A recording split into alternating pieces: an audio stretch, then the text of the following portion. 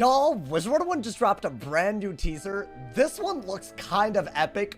We need to talk about it. So what you see is what Wizard101 just tweeted out a few hours ago. And basically, it's a new item involving stones from 6 out of the 7 schools. It looks like a wand that's going to be dropped in the upcoming summer update. I feel like that's a pretty valid assumption from the teaser alone. However, it gets even more exciting with the caption because for once, instead of being super vague, it actually reveals something. So when Wiz tweeted out this image, they included the caption, "The ritual of attunement has begun," which is kind of huge because the stones of attunement are actually things that we interact with during the storyline of Lemuria. Now, if y'all didn't know, every summer update, Wiz puts out a new raid. I mean, I think there were like data mine files here and there where people were already like, you know, it's going to be a Lemuria raid. But not only is this an official confirmation that the raid is going to be Lemuria, we also kind of get a first hint into what the raid is going to be about. Now, let's address the elephant in the room.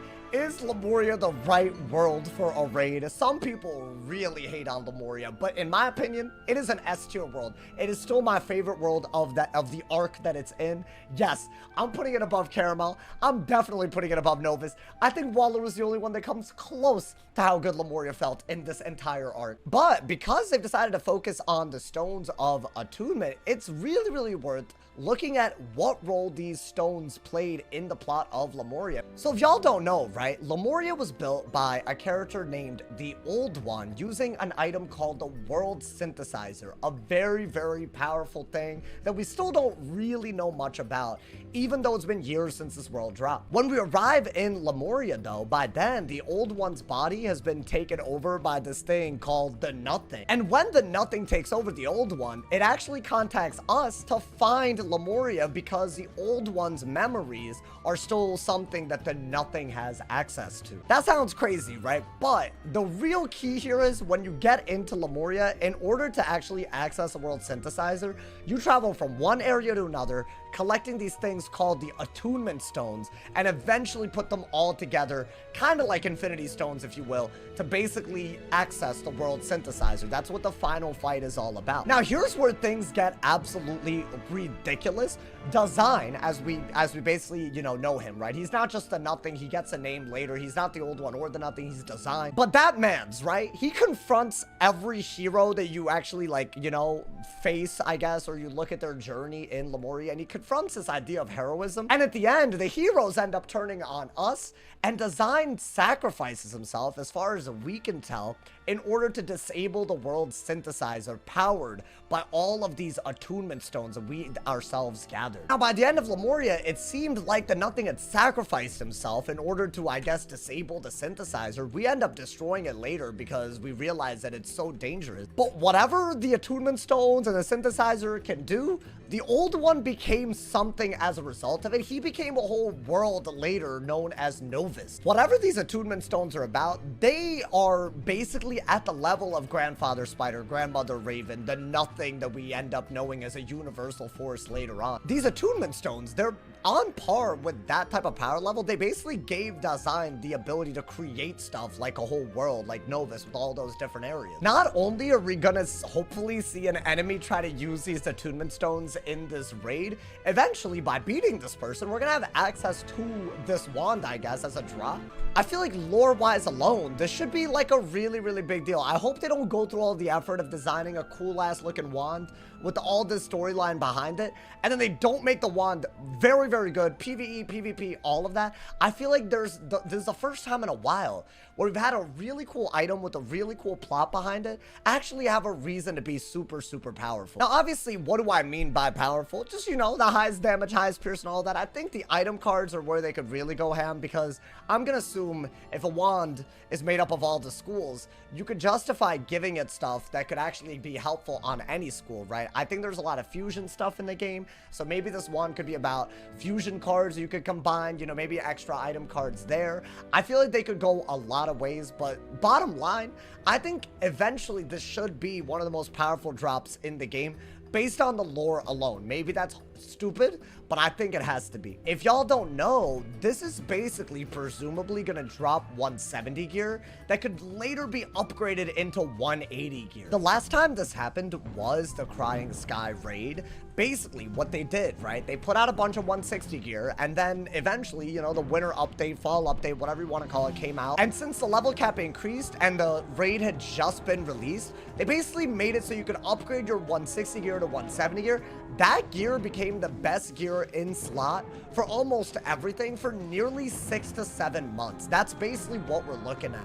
They could literally take the level 170 Crying Sky raid, drop a carbon copy of it in the upcoming Lemuria raid with some item cards changed out, and it would still be the new best wand in the game because it's upgradable to 180, unlike the Shabalba set, which either you raid for this or you open packs for this. I think everyone can agree this is still the best wand in the game. I think based on the track record of that Crying Sky raid set, they know that people are going to be wanting to get this.